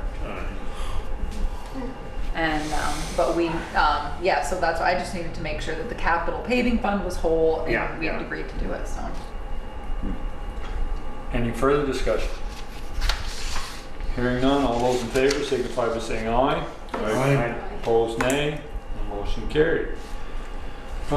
Discussion and motion to act upon the request by Zeno Mountain for filming on Main Street. That's what I was running in to check. I got this, I emailed them and then got an email back and I emailed them again. So,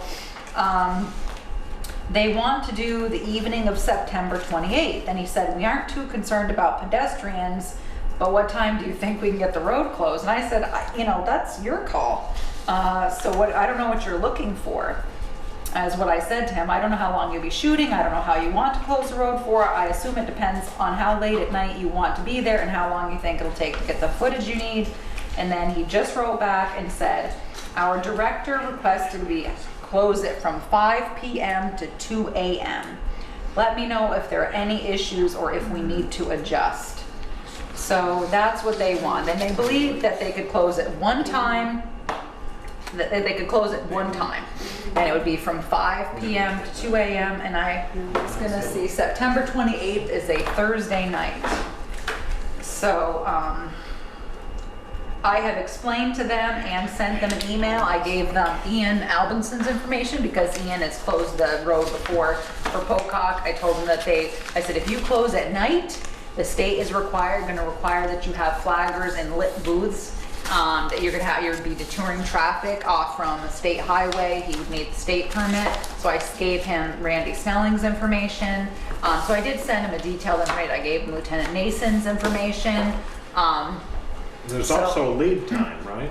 You have to post, Oh yeah. post that well Yep. in advance. Yep, exactly. Yeah, they'll have to have light towers for the They will, flaggers. and that's what I told them. I don't really get the impression that they're too concerned maybe about cost of doing this. But But I guess my concern is, like you said, we don't know, is it gonna be from 8 o'clock at night till 6 in the morning? well, they're saying 5 p.m. Excuse me, I to didn't 2 hear that. a.m. I'm sorry. Oh yeah, no, I mean, you might not have 5 p.m. to 2 a.m. I just ran in and checked an email back from him. And he said they don't care about pedestrians, so pedestrians could be on the sidewalks. I guess he said that's not a Well, concern 5 of p.m. theirs. is a tough time Yeah, it to is. close that road. It's a busy time. Yeah. And the restaurants, it's a busy time for them. So they're gonna have you're gonna have people coming in and out and People coming home from Yeah. work from Middlebury or are they coming back from Burlington, coming through? I mean, Is this gonna be more towards like 2 weeks, 8 weeks? We don't know. No, September. just it's a one-shot deal. Up here it comes. It's September 28th. But I'm just worried about traffic going up Garfield or Spring Street until 2 a.m. Well, it's It's not. one night. it's not gonna it's be not a heavy lot, traffic. But I no, I don't. 5 o'clock is 5 Yeah. o'clock is a bad time. I would say no earlier than 8 p.m. No, I was gonna I say guess we 6. don't. Because if they want the pedestrians on, Well, I'm if just they're thinking. thinking they want them on I'm just there. thinking of the They- Well, restaurant. they don't mind them. All he said was, we aren't too concerned about pedestrians, but what time do you think we can get the road closed? And that's when I said to him, I don't know how long you're gonna be shooting for, how long it'll take you to get the footage you need. I've never seen one of their videos. I don't know enough I to have no idea what. say, so Their that's. videos are incredible. I Sure think, they are. I heard that they are. Incredible. And so that's when he said, we're not too concerned about pedestrians. So maybe if you wanna say 8, then maybe you give them more time on the other That's end. what Yeah. Or more time on the other end or another opportunity, another night. Well, So they could do it over I 2 think nights. because setting up. they do a that. lot of their filming in Los Angeles, I believe, is where they do a lot of the shoots. So I'm sure it's a major operation for them. So, he's just saying, let me know if we need to adjust. I mean, 7 maybe. Yeah, I could go back I to would say 7. seven. but Yeah, Yeah, because start 5 is just, Yeah. 5 would It's be a very busy time. Yeah. That's tough. Yeah. So- on a weeknight. Yeah. So do you want to give them 7 and then give them 2 more hours on the other end, Yeah, 7 sure. p.m. to 4 a.m.? Well, I'd give them to 5 a.m. just to have a little fluff in there. 7 p.m. to 5. I'm sure the lieutenant's going, great, thank you. So, okay, so 7 p.m. to 5 a.m. Still the same, you know, we need proof of insurance, you need to have the state highway permit, you need to have You all have the to follow proper all the detours, rules you that- know, all the Yeah. rules. MUTCD stand, all the specifics. so. What about, Insurance? Yep, I well, I got was gonna that. ask about overtime. Bruce think we're Pay. gonna need more, another officer on that time of night, Okay. or this or that. Are they They gonna have pay to for pay that? for any, any Yep. additional police support. Right. What do you think for police support? Do you think we should have somebody on duty the whole time they're shooting? If we're with the road closed down, I think it's a good idea. Yeah. Okay, So we're gonna have, So say- overtime or so we're gonna say we're paid for, detailed labor or something. yeah, and it's required that they have a Bristol police officer present. Yeah. Okay. And you prefer that not be the duty officer? You want detailed labor for that? Yes. You do your, Yep. You might have. you'll have phone call. Yeah. So detailed labor, so it'll be required BPD, non-duty officer. Okay, so that, Bruce, is September 28th from 7 p.m. to 5 a.m. And I have given him already your contact information, Ian's contact information, because I told him he'd want to work with Bristol Core, and that Ian was an old pro at closing down Main Street, so had a detour map all ready for him. So, and insurance and the whole thing that you talked about before. And that everything has to be cleaned up by 5 a.m. All right.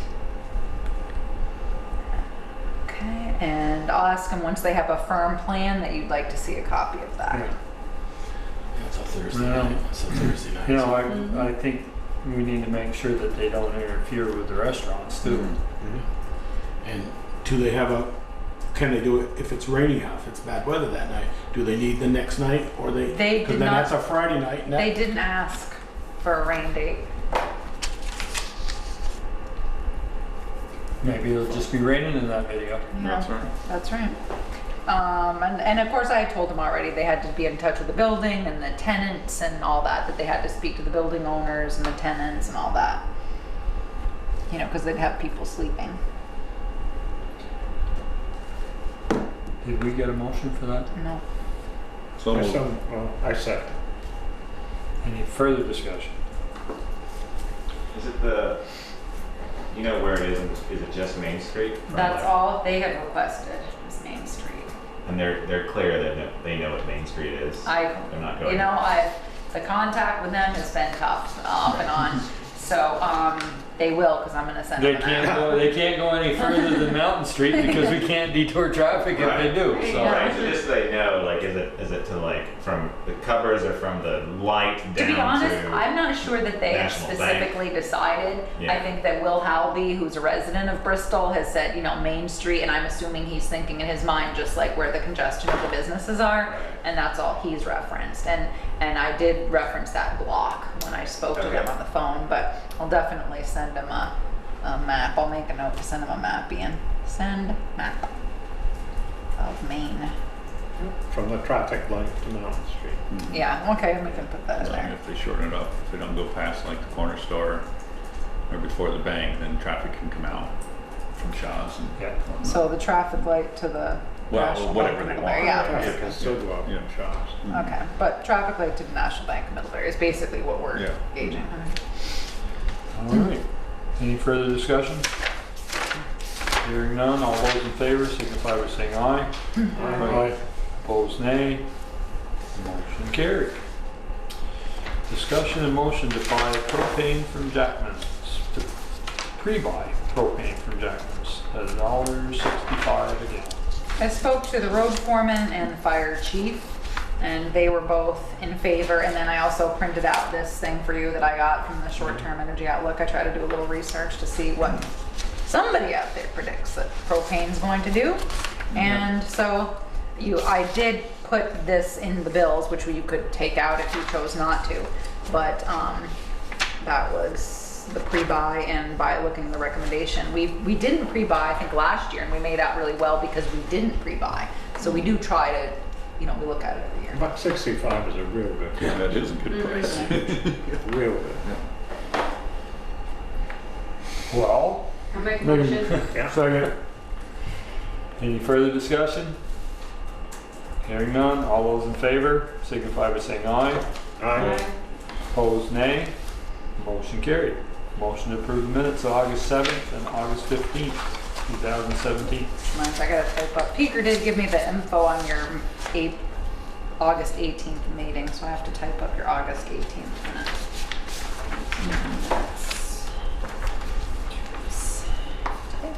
I sent my changes to him. I just had one here. I'm gonna find it here. When the lady talked about her house. Yep. Oh, I did find out she bought Pat Tierney's old place on Maple Street. Betty? Wasn't that her name? Oh, okay. The lady who's sitting over Yeah, there. wasn't her name Yeah. Betty Blair? Which house is mine? Maple Street? Oh, Pat Tierney's house on Maple Street. So the last 4 lines, it said she brought a house with handicap ramps and was told that she wasn't up to fire code.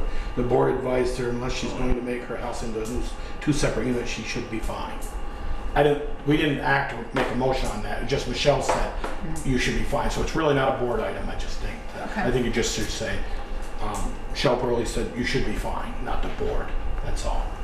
It's the only because we didn't vote or second that. So the Which board. number are you talking about? Number 7. So I don't know who owned that house before, do you, Ted? Bernard Tierney. Bernard Tierney, right. Well, I said, Bernard yeah. was in a Oh, wheelchair. Pat Tierney, yeah, Bernard. Right across the road from the Maples. Yeah. Yeah. Living well. Really well. So that's the only one I had.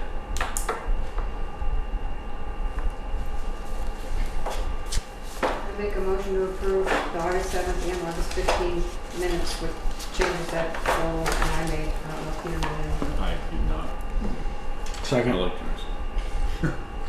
Any further discussion? Hearing none, all those in favor signify by saying aye. Aye. Opposed, nay. Motion carried. Authorize accounts payable warrants and liquor licenses. No liquor licenses. Anybody have any questions on the bills tonight? I thought I heard you, Michelle. No, I looked when I saw the bill. I answered my own question. So There you I was go. Nice. I don't know where I she like looked it it. up. She got it. All right, and there was, no liquor licenses. All right. Selectboard concerns. Joel. Nothing at this time. Michelle. nothing. Peter. On a roll. Again, my pen out. Stops at Peter. Fred Baser contacted me asking questions about the West Street construction. He is working in his role as a representative when they paved from Starkville to Middlebury on 116 to, Joel mentioned that when Fred was here several months ago, and he's following up, trying to get them to pave through the village while they do everything else. And so he just had information about that. He suggested that the board send a letter to V-Trans, have we ever been given a reason why they? Well, they had done this originally. Oh boy, maybe you can help me out with this one. We've known for years that they weren't going to do them at the same time. And we were in favor because we were trying to get the water line project done. We knew we had major repairs. So, We weren't pushing them to do it at the same time. we weren't, and we've already been, they should have done it this year. When we were initially told, they said, okay, they would have come through to do this, and we're like, don't do us, and so they said, oh, it's good, we planned on skipping you anyway. I don't think they like doing villages, really. So they never planned to do it as one project. We always knew we'd be separate, so we were taking advantage of it, and then they pushed us out. And this project existed because I talked to, not Patty Coburn, Francine Perkins the other day, and she said, Patrice, are you doing a project in Bristol? And I said, yeah, why? She goes, oh, I'm getting complaints. I go, oh, lovely. Send them to us. she said, I didn't know what they were complaining about because I hadn't started my project till next year.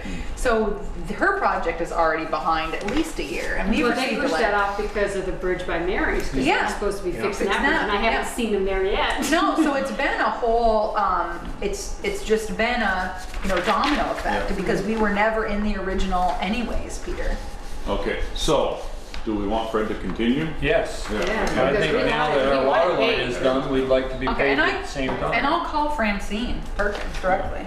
I'll call Francine, because he's saying, yeah, let me talk to Francine. I mean, when the issue was we weren't gonna have our water line done, we really didn't want it paved and then dig it up. Right. Right. But now that our, We'll be done with I'll our ask splitting and her. start their project. yeah, I'll send her an email, but I'm sure she's gonna say no, because let's face it, they've done all the right way. They've had the engineers. There's no way in God's greener they're gonna add us this last dough. But I will send an email and Yeah, say, well. Francine, just keep coming right through town. We'll be done. And I told her that when we were on the phone. I said, no, but we'll be done. Well, and I think it'd be nice, because that's going Yes. to be all, cut up and repaved, and they'll do a decent job of Yeah. repaving it, but it's Yeah. still going to be cut up and paved. Although I will say, on that same note, I have been talking to the road foreman who about, we obviously have a drainage issue between Merchants Bank, the post office, and, cooking on around the corner here. When Peter was on vacation, we had some factoring done to kind of clean out because we had a huge pond. And I told Peter that it looked like there was, because the state's all in a big hoorah about stormwater. And I did get a grant that I need to look at because that thing is going to have to be engineered and any rights of way and done. So it's a process, but it does look like, I think the town of Bristol stands a good chance of getting money to help do that stretch. So maybe if their patchwork is good, maybe it's worth waiting for our normal cycle, which is going to be a year or two anyways, and then if you get this project done, they'd be able to come through and do everything and not think, okay, they're going to pave the whole town of Bristol next summer, and then in another year we're going to cut up from Merchants Bank Yeah, all the way to well, the corner. No, if there was, I would agree, but I just, but Yeah. Fred has got the ball rolling, Yeah, no. whether that ball's going to go anywhere or not. Yeah, I'll ask Francine what our Okay. odds are. Okay. And then on that, did Peter mention anything about from that drain to Maple Street? Because all that water comes to the Merchants Bank, the one right in front of the drive, is all the backside of Park Street too. Yep. That comes in, that goes down over the hill Yep. Yeah, we talked about from Merchants Bank to this corner. to this corner right here is what we talked about. And we'd actually spoken about it I think 2 years ago or more. Kevin LaRose Surveying had been to a class about kind of this pre-treatment, and we talked to Bill, postmaster, and he said, I'd love to see that parking go away in front of my building because it's a hazard. And what we talked about was one of the things the state's pushing for is some green space. If we had a green space, we could do a natural pre-filter treatment before it went in. So certainly replacing all the catch basins, doing some pipe, but having some green space. And the other good thing we thought about is it might help the driving by Champlain Farms, because people, despite there not being enough room there, still love to pass on the right. And if that space was taken up and there was a green space, it might create more of a visual line there. Speaking of Champlain Farms, if we still have the puddle and they haven't done anything with it, and it's I thought I saw almost first someone. to fall. I thought I saw someone over there with pickup truck and some hot mix. Yeah. Yeah. Yeah. I don't know. I just happened to walk by, so I Taking a peek and I don't know what they were up to, Joel. I'll have to look Okay. tomorrow. I just seeing them there. But so anyways, but I can reach out to Francine, but we did discover that while Pete Bouvier was on vacation. We knew we had a drainage issue, but when they got in there to take a look at it, that's all clay tile, and so they're afraid that it's broken or collapsed and just creating always some infrastructure to fix. Isn't there? Speaking of infrastructure, nice segue. I have given you each a suggested 10-year plan for sidewalk replacement schedule. And certainly, every time I look at it, I think, we can do that different, could do that different. So if any of you I mean, we got a lot of time on this. But basically approximately 600 feet a year, linear feet a year. And, but this is just suggestions out for 10 years and then revisited at that time. And it just seems better to me than a 99-year plan that wasn't a plan. So does this, this is taking into consideration that you'd basically double, so you'd go from 15,000 to 30,000 Right. sidewalk? Right. Something like there's an echo in here. I've been wanting 40,000 headline for the last 3-4 years. Skipping the 250 feet in the middle. on the south side. Well, when we start at the north side, we go 100 and let's see. Where are you skipping? Okay. The power cut was Start just from the done. south side, east to west, we go 320 feet. Right. And then we skip to 250 and then we do the last 60 on the west end. On the south side. Correct. Okay. Which, yeah, on your side. Yeah. Yeah, starting at our property line and going Well, down. wherever to the new, the Yeah, right. newer Apparently got sidewalk this is. in email, but I got it in a hard copy. Just basically, thank you. West side of Maple Street, didn't we? Well, that's nice, did a nice I job. thought we did quite a lot of that. We did from Ed Hilbert's north. And then, or we did from Okay. the creamy stamp where they Yes, parked there. that's on north. the west side. That's on the west side. So you have down here at the bottom is triple bold, west side of Maple Street may be a higher priority than the south side of East Street. Yeah, that's from West Street to Pleasant. On On the Cecil west, side. on the west side. No, on the other side. On the other side. On Cecil's side, that's That's the north side. that's for next year. From there, right. Well, all the way to Pleasant, except for like in front of Brett's house.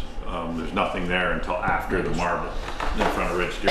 I thought we did that up through there where they park now by That's the the worst spot in the whole village. Sure is right by Doug Corkins on Maple Street. That's humped up. Oh, no, Yeah. okay, no, I'm I talking think Doug's about gonna let you take her right down the the corner of tree. Maple and West, Yeah. right there where the new hydrant is. Mhm. We did that up through there. No, not. It's from Pleasant to The old folks home.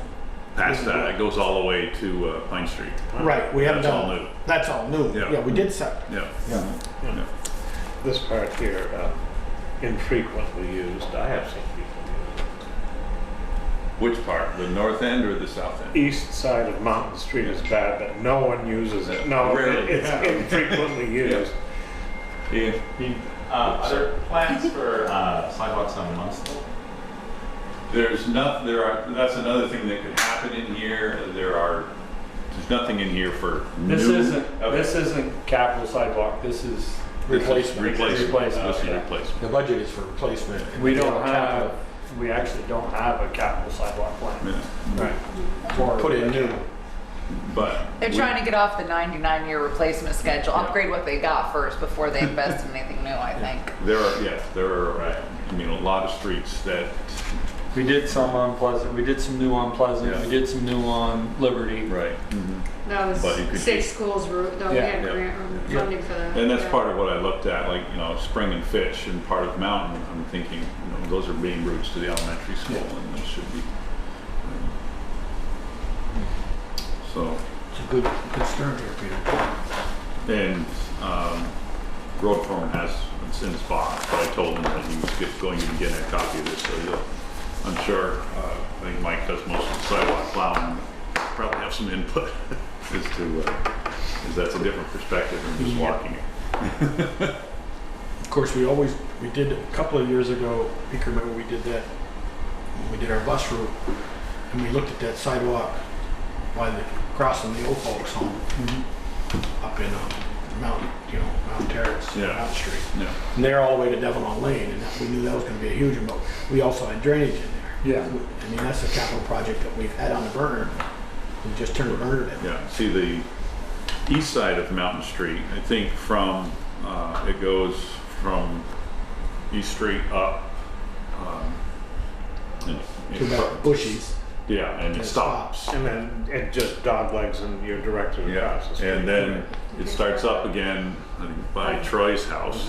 Yeah. And it goes up through and There's none in it front of just the old ends house. in front of Norris's house, just ends. It's not even to the driveway or anything. Right, yeah. And I don't believe that is very rarely used. And then the one at the north end, there's not one on the west side, but we walk that every day, and everybody walks in the road. Oh, it's like Pine Street. Yeah, yeah. And nothing frosts the road foreman more than that. He's like, we've spent all this time, we try to get the sidewalks right, I'm going down the street, someone's walking in the street. He's like, there's a perfectly good sidewalk. He gets very upset about it.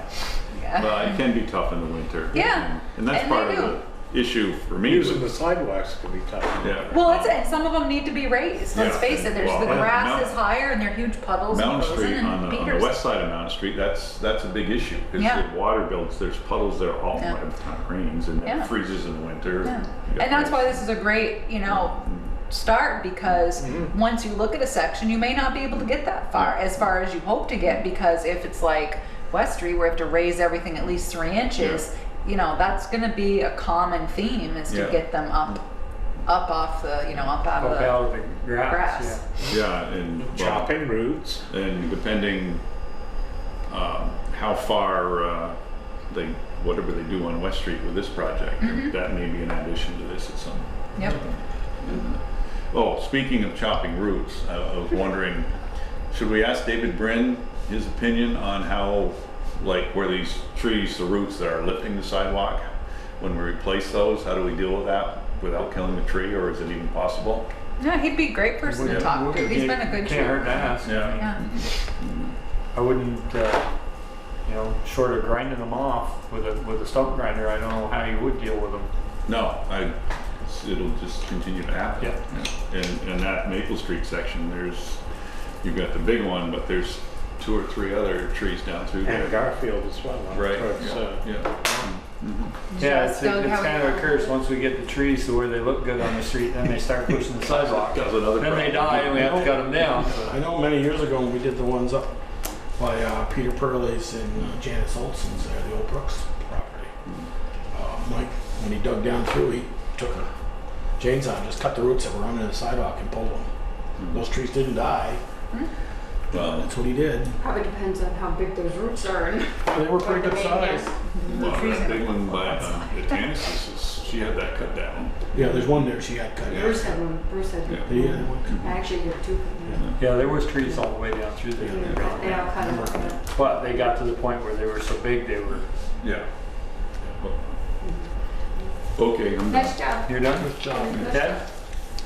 I spent some quality time with Cyrus down at Pump House, and there's some issues down there that are pretty serious.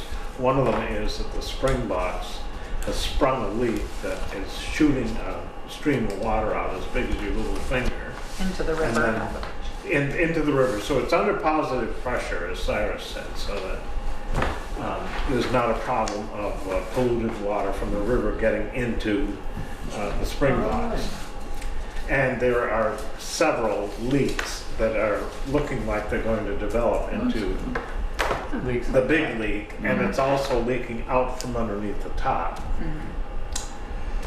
Just bringing it up. So I'm gonna send the picture to Alan Heisinger. I think he may be on vacation or out of the office this week, but I am gonna send him the photo and talk to him about it. It looked like, going back into the plans, those were the original spring boxes, because I looked at the 1994 construction documents, and after I saw Ted, and then I went down here for a visit myself today with Cyrus, and so I'm gonna get that picture up to him to see. Water is always, they sealed it at one point, but water is always boiled out of that. Yeah. There was an overflow somewhere, and I don't know exactly where. It wasn't there, that is a breach. Yeah, I'm not down that at all, Ted. I'm Yeah. just You saying. can see where the There's that overflow commercial with was. that rubber patch. Yeah. Put on Yeah, the- I know. The structure, Remember that rubber pack it stuff? almost looks like a cofferdam that was backfilled with concrete, but and that's why I wanted to see the plans. Oh, and I did find the plans for that, and you can look at them. Oh, okay. Because I did read, it was talking about sheet pilings, and it talked Yeah. about how they were to do it, the concrete to the existing spring box. So I did find the plans. Okay. And I went through them. I want to know how thick, because I went and got Randy Sargent, we went down there to look at it, to see if there was any possibility of welding patches over those breaches. And I mean, it would be like welding a hole in a car fender. You know, the metal is just not very thick. So we did, so I did find it and went down, and I'll send it to him to take a peek at it. And we also have estimates out for the doors. We had put that in the budget this year to have the doors replaced, the 2 double doors, so you can get a pump in and out. And we got 1 estimate today in, and we have at least 3 estimates that we're gonna get for replacing the metal doors, maybe like a fiberglass door, trying to do like a composite framing, because it just gets wet. We've replaced doors down there in the past. Ed Hansen did it a couple of years ago, I believe. So we did budget money this year for a couple of repairs down there, and Ted took a look at that, is taking a look at that as well. So Now inside that steel, Ted, there's poured concrete, which makes the box. The steel on the outside The looks steel's on like the it's a outside. form Right. of concrete. They left it- I don't know what's on the inside. If you walk all the way down the concrete pad to the end, there's water bubbling out of the ground because the spring isn't completely contained by the spring box. And if you look at that area, I think it's representative of how the whole thing is built. And that's where we were scraping with knives and whatnot, trying to figure out what was going on. I don't know what's on the inside because the dirt just comes down to it. You can't tell. See, the last time that was resealed was when Munson did the river crossing, isn't it? Yeah, the river crossing and the tower work. Yeah. because I know, the only plans I found for it were 1994, and it doesn't say much about the spring box, just that you're going to do X to the existing spring box. It doesn't really describe what's in there. So. Yeah.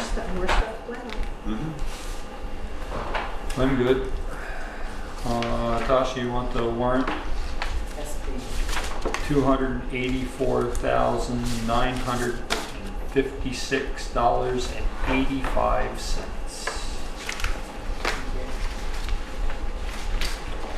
Peter, I forgot one thing. I believe besides Kevin Gibbs' last select board meeting, I believe this is Teresa's last. This is my last select board meeting. Don't act so typical. Being 9 years here for me and 11 years for you, I want to thank you. Yeah, it's been a long time, hasn't it? I know. She's gonna party it up. Yeah. No, Thank you. it's time. It's not, someone came in the other day and said, "You're still here." I'm like, that's like Craig Scribner said, "She's like a bad rash. We just can't get rid of her."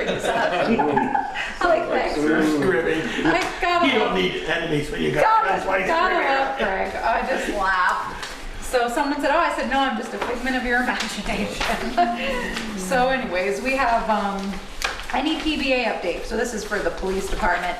I emailed the gentleman, I think his name is Sean McCardle, and just said, "You don't want to deal with me. I'm leaving." I don't want to deal with you, is what I just said. I just said, "Look, I'm leaving. It's not fair for you to start this process with me," and asked him to provide a couple dates in September, and I'd wrangle up a couple select board members, but to meet with them and to look at the draft plan that police department employees were looking at.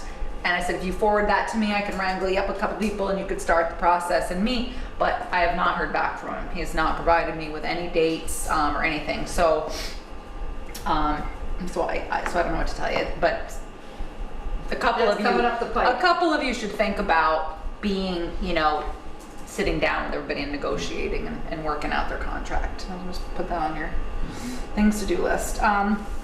Just want to let people know, Waterline, there's going to be some interruption of services from Tuesday, starting tomorrow on, and they're going to do one interconnection a day, and so you might expect a quick interruption of service, but it shouldn't be anything major. So does that mean that they've passed their Yes, their pressure test and their sanitization? Yep, all the tests came back good, so they're all set there. Good. You may have noticed when you walked in the door that Jen had put a note out saying that after September 5th, the town office hours would be 7 to 3:30. That's basically just temporary until someone new is hired. Pam's last day is August 29th. She will be the new town clerk and treasurer in Panton, and you know, while we're sad to see her, we're always excited for people to have such great opportunities. And we do have people that are willing to certainly help out. Darla, Val, Wendy Truax, and everybody's willing to help out. So, but it's field hockey season, so Jen is working 7 to 3:30. And so basically just if, you know, seeing if we can accommodate that schedule. Val already works a summer schedule of 7 to 3:30, so it'll just be temporary.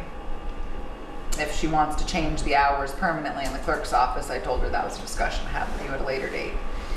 She was fine with that.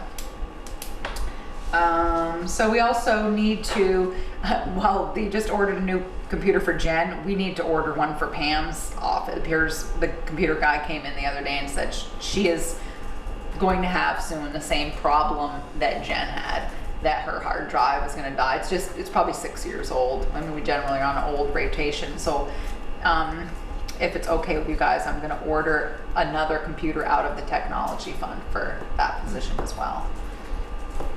As long as there's enough money in there to cover it. Yeah, exactly. Let's see. Also wanted to talk to you about, Darla had a request to hold Joanne Kilburn's memorial service, and they're asking her to waive the rental fee upstairs. You know, so people rent the hall, and while she's always open to doing that, it's hard because of course money is in her budget, and so she wasn't sure how the select board felt about, you know, that sort of request.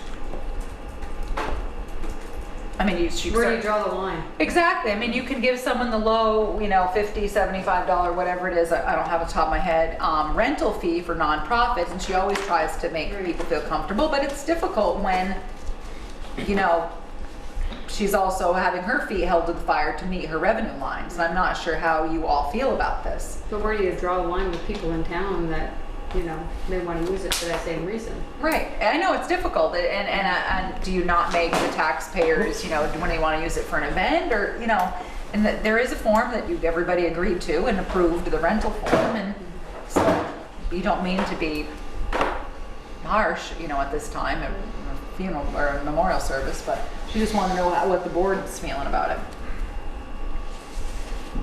Well, I hate to be harsh, but then again, we do have maintenance fees and we do have bills to maintain the building, and I don't see, you know, it's if I want to use it, I'm going to come and Charge you double.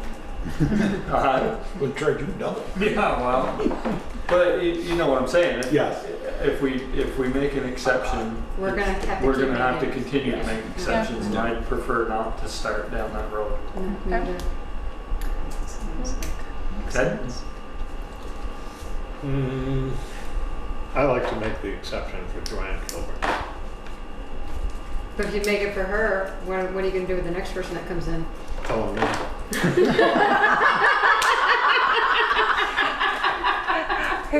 No one can say you're not honest. I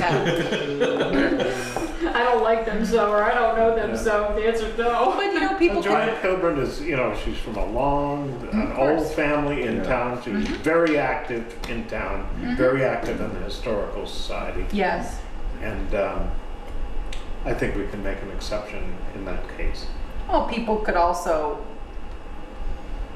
contribute in her memory to cover that cost, I suppose, right? That is true. And she lived in New Haven for her last days. Yep, she did. Peter? Yeah, I think we need to be consistent. I feel badly not doing it for calling out at a funeral or whatever, but yeah. It's a tough call, but And that's what Darla said. She said, I understand. She goes, but there's a lot of people out there who've made concessions. Who am I to choose? And she said, it's just very difficult. And she said, well, I certainly, you know, like Joanna knew who she was. She said, it's not a personal choice. And she said, I just wonder how the select board is feeling. Michelle? On the same line. Joel? I could maybe just go to the minimum. I mean, we are competing with the funeral parlor or the Legion having an event over there. You know, people charge for these things, and we're renting a hall for nothing. So, I mean, I think we should get the minimum at least. We're willing to come a little bright, but at least the minimum. Say no, we charged. I think that's what she offered them was the maybe nonprofit or local rate or something. Or Right. So there you have it. There you go. Peter did receive one price for the GMC, but he doesn't really want to talk about what it is because he thinks it's just too low. So he said he does not want to accept this bid. He's going to go back to the person and see if maybe they will up it to something that he feels is acceptable. And he said, I'd like to keep the vehicle, the GMC, advertised until October or so, and then in November, if the select board is in agreement, I'd like to sell the pickup and just run the GMC as the pickup. He said that we were going to sell the pickup, you know, in a couple of years, but he said, I'm not giving this truck away. I don't believe it. I have 18,000 in it just in repairs. I'm not giving it away. I think when the weather changes and we get closer to winter and some of these people are thinking about what they've got, that Plowing we'll get contracts a- are gonna be yeah. going out pretty plowing soon. contracts or a town will Okay. figure out that Need an extra their truck. truck isn't quite what they thought it was. And All right, so I'm gonna, you know, this bid was pretty low, and I don't blame him. I always, you know, defer to Peter's opinion, and so I think that we'll just tell him, yeah, just hang on to it, and if in October he's kind of seeing something, he can come to the board and talk to you about his plan. Sounds good. So we need to talk about your schedule a little bit. The next meeting you were supposed to have would have been on Labor Day. So I took the liberty of looking at Labor Day through Christmas. And if you skip Labor Day and start on the 11th, you will go through and you're not going to land on Christmas. If you meet on Labor Day, then you're scheduled to meet on Labor Day and on Christmas. Whereas if you skip Labor Day and continue to roll Works for forward. me. No. Yeah, I know, yeah, we'll all be on Christmas. If you skip Labor Day, then you work out okay as far as you have the meeting the Monday, I think, of Thanksgiving, but not the Monday after, and so it seems like it could work. Make a motion, next meeting schedule will be September 11th and skip Labor Day. And then go every other Monday. Yeah. seems how it's their last meeting, we might as well skip a meeting too, right? Yeah. September 11th. No And maybe shit. that takes care of your problem in October, Tasha. It does. Hot diggity, look at Oh, that. then I don't want to do that. So, However, now I have to look at the other Mondays. okay, well, sorry. But that's okay. Okay, oh, good news. Wait, I don't think did I have a second? No, Or we didn't Oh, we sorry. don't, we don't. We don't need a motion. Oh, yeah, we Set don't need meeting it. schedule. Okay. Okay. So, good news is Eric Foran, because the state doesn't like you to start on a beginning of the pay week or something. Right. I don't know. He's staying with us for another few days. So Eric's last day will also be my last day, which is September 1st. So, which is great for us because Pam getting done, it means he's in the office for 3 more days and to help us out a little bit in the transition. So I was very happy about that. We have had so far one applicant for that position. I've reached out to the town of Ferrisburg because they had an advertisement, wrote to the chair and said, hey, how about we share applicants? And that way maybe they do 20 in Bristol, 20 in Ferrisburg. And the chair thought it was a good idea. She said, I don't have any applicants. And I said, well, I have one. And she said, let me talk to the board, but I haven't heard back from her. We did get a second applicant, but he's from Island Pond, so I'm not quite sure he understands where Bristol is. That's a commute. Yeah, it is a commute. So, For a part-time job. yeah. So Eric and I are going to meet with the one applicant on Wednesday, just kind of a preliminary, see if he likes what we're about, we like what he's about, etc., and see if then we can finagle a meeting with the planning commission because the planning commission has to recommend them to the select board. So we are doing that, even though the job doesn't technically close till the 25th. I don't want to wait and let someone get away because I also see that the town of Middlebury is looking for an assistant zoning administrator. So apparently hot commodities. I think Who they left just, in I town think they just filled that. Oh, we just saw I it got on their the email on paper. Friday. So who would like to attend the 9 a.m. water line meeting here September 7th? I'm not going to be What's here. September I can 7th? make, It's I'll try and make September 7th is a Thursday. I will.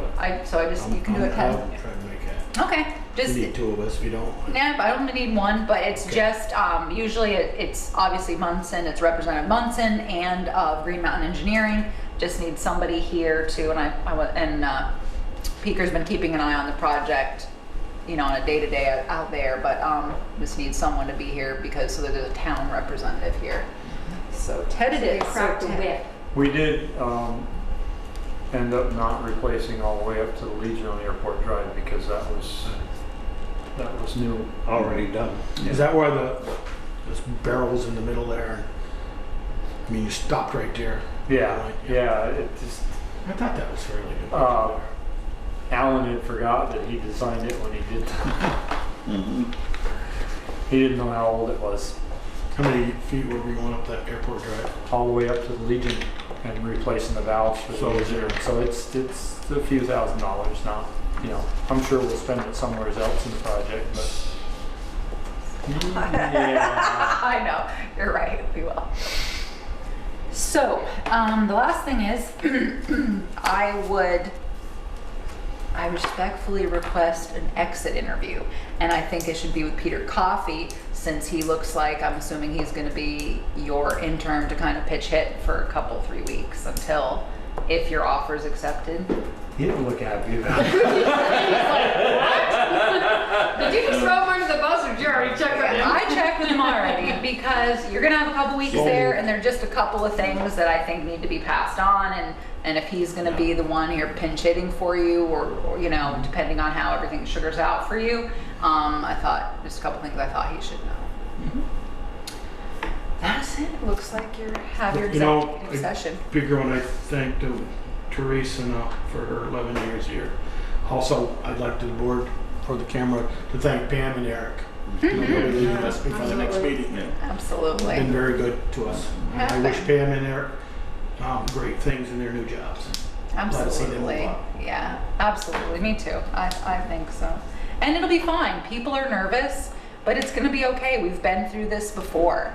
And, you know, new people come in and it's not a bad thing. They're just new people and it'll be good and they'll bring in new ideas and it doesn't take away from anything like someone told me that anybody's accomplished while they've been here. It's new people. I think it'll be good. So change isn't always bad. So there's a motion laid out there for you for executive session. Motion to enter executive session to discuss the employment of a new town administrator, to meet with Lieutenant First Nason regarding appointment to officer in charge, 24 VSA section 931 subsection B, and to discuss the evaluation of a public officer or employee per 1 VSA section 313 subsection A subsection 3. So moved. For a second. You make a motion, I'll second. Nice reading for you. There you go. All those in favor signify by saying aye. Aye. Opposed, nay. Motion carried. We are in executive session. Mhm.